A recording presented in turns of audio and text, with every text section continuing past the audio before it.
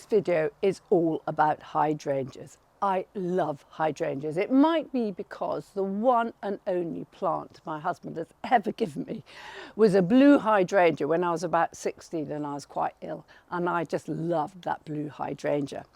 But this video will tell you what I've learned about hydrangea, which seems to be very different from what is often preached about them. The first thing is hydra. Hydra in the name, people always assume it's because they need loads and loads of moisture.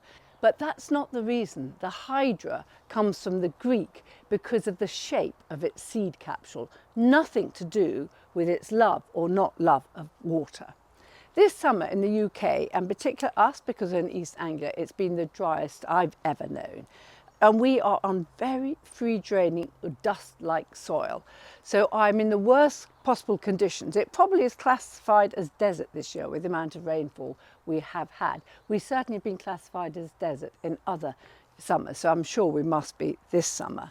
And it's interesting to see how my hydrangeas have survived with no moisture. And that really tells you just, do they need any more moisture than another communal garden plant, maybe a rose or a magnolia? And I'm not sure they do. Behind me is my Hydrangea sargentiana. So that is massive.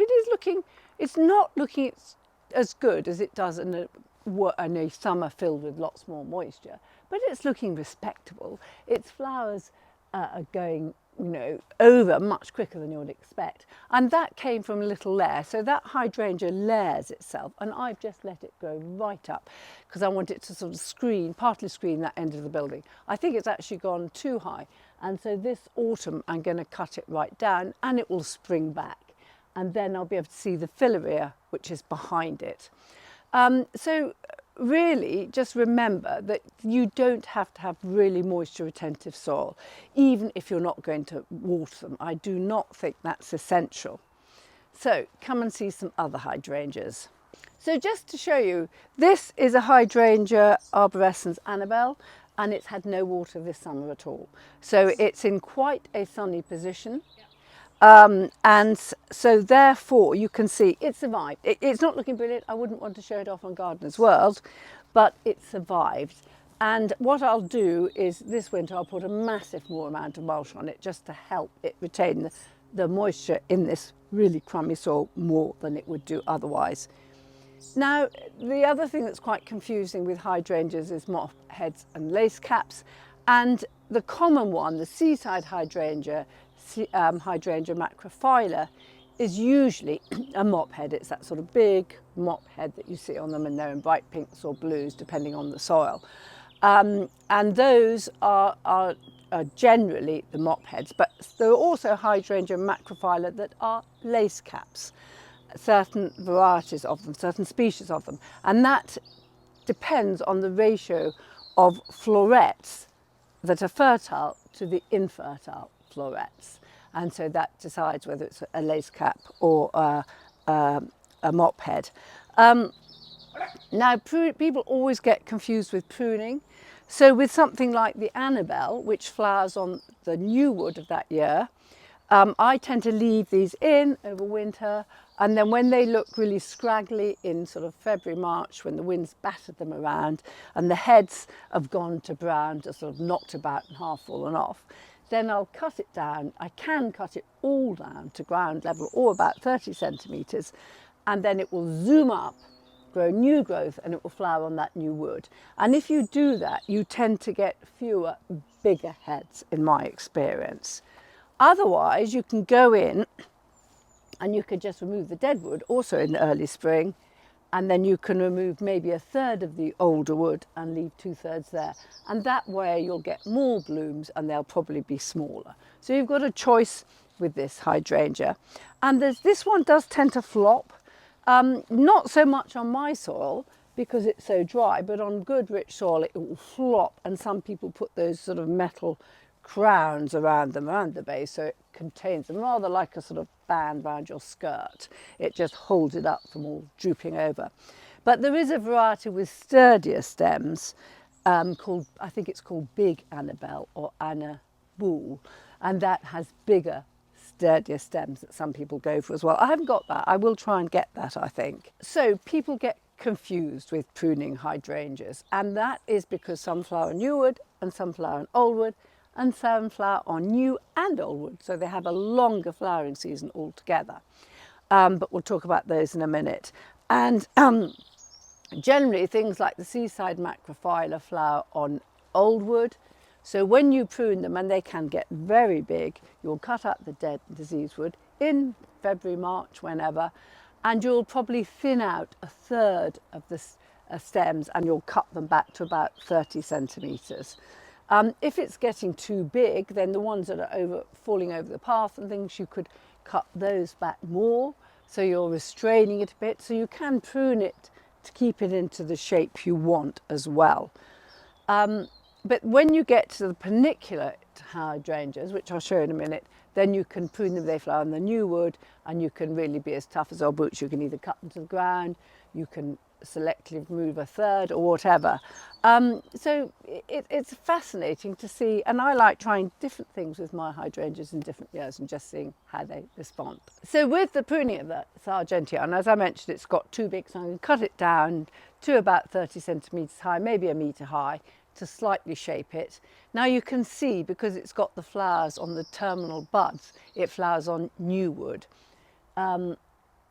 So I think I will get some flowers after the heavy pruning, but if you should do, I'm pretty sure so.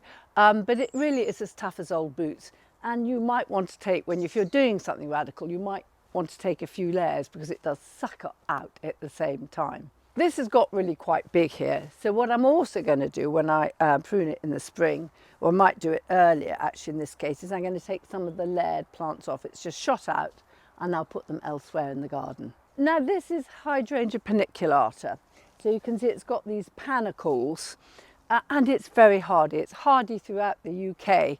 I should have mentioned that a lot of the macrophyllas are not so hardy in the northern climes, but this one is as tough as old boots. Now this one is in a container you can't see, but it is. And I cut the bottoms of the containers last year. So these have only been in baseless containers for a year. So I have actually put the hose on them twice this year. And so they probably had a 2-gallon session twice this summer. And even so, you can see they've coped. Again, they're not looking really healthy, but they've coped. If I had more time, I would go round and water a bit more frequently, because they've only just gone into a baseless pot. But paniculatas are lovely. They're very common. They're very popular because they're so useful, and I think they're a wonderful plant. Behind it you can see the Hydrangea petiolaris.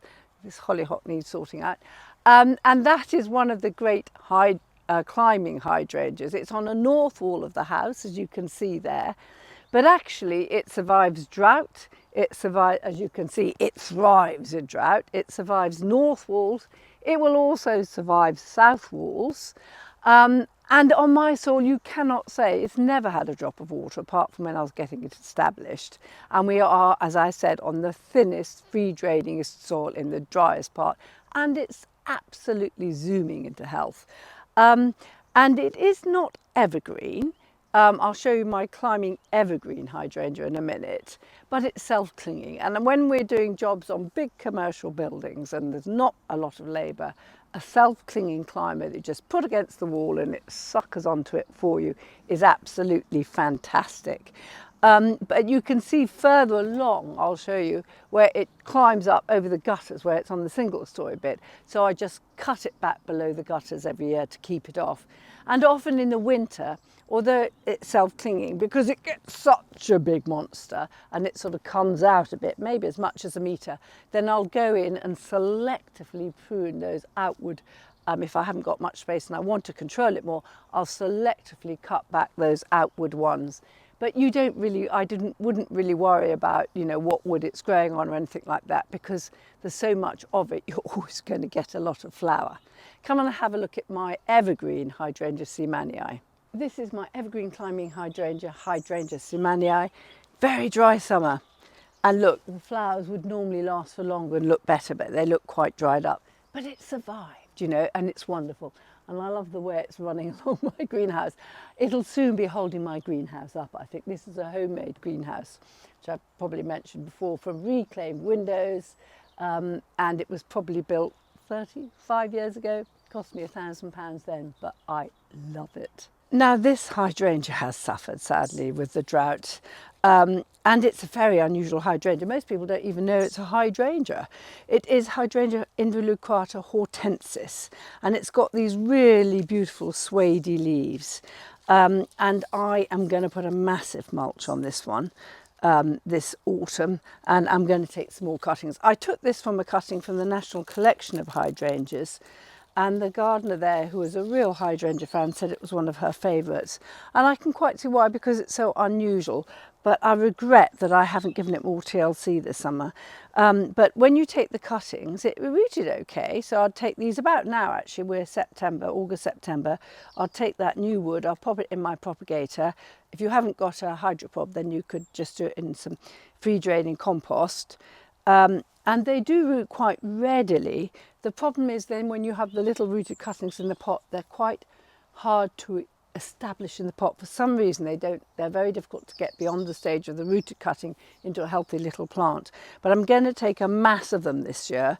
When you take cuttings, it's always good to take cuttings from really healthy growing plants. So I'm going to just fling some more water on it for a couple of weeks and then take the cuttings. And hopefully I'll have a lot more, because I do love it. But I'm showing you looking at its very worst now. But it grows up to about 1.2 in normal soil. In this dry soil, with the magnolia taking water from it and everything, it's not so good.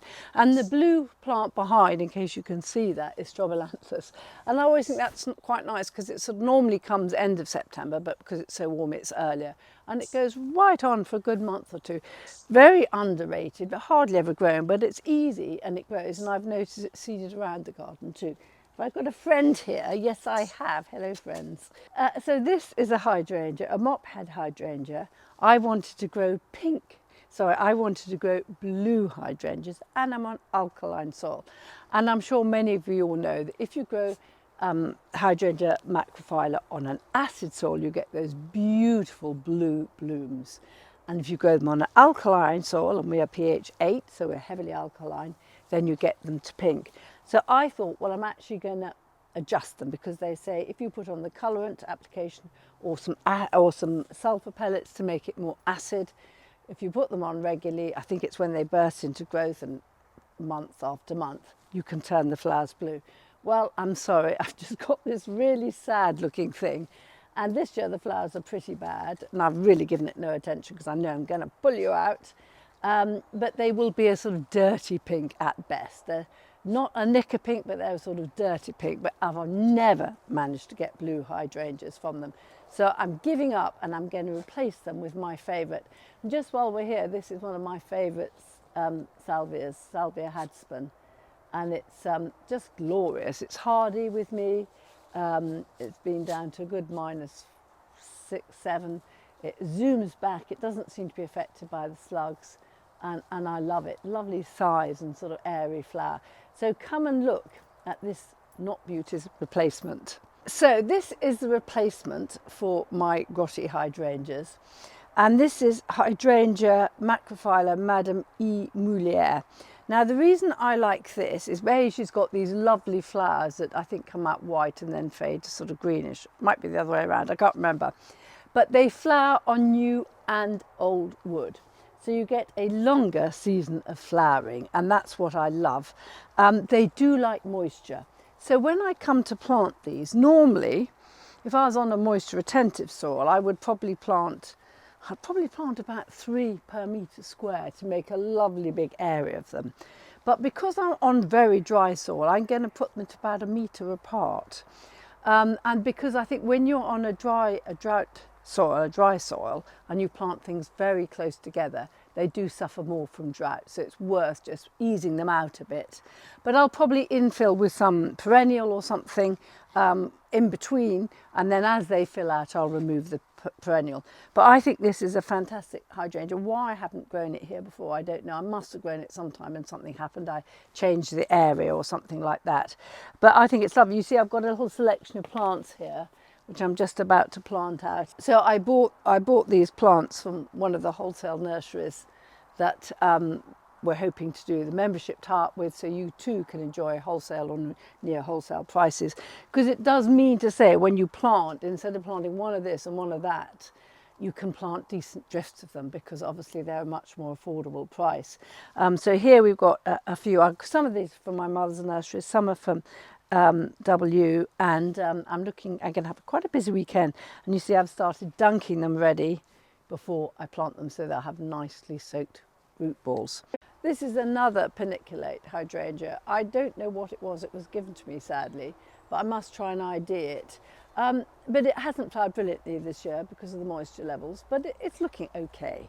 But anyway, the other thing is hydrangeas in pots. Lots of people grow hydrangeas in pots, and they do look wonderful, and it means you can move them into show, full show for their crowning time, and then move them out when they're not looking so good. And I remember at Highgrove, the Prince of Wales have got lovely big hydrangeas in pots, framing the entrance to one of his gardens, and they look amazing. Obviously, I would always put them in baseless pots, so you don't have to water them after the first year or two. But if you're not going to do baseless pots, then make sure you've got a good big pot and you have a very good moisture retentive compost in there, and they'll give you so much joy. So that's my take on hydrangeas. I have got more in the garden, but I haven't shown you them all. But I love them, and despite living in this dry climate, in this dry area, on this soil, thin soil, I still grow them. Not totally successfully this summer, but they survived, they flowered, and done better than many things, and they'll be fine next year if it's not quite so hot, and even if it is, they will be, because I'll have put on a lot more mulch to increase the water holding capacity of the soil.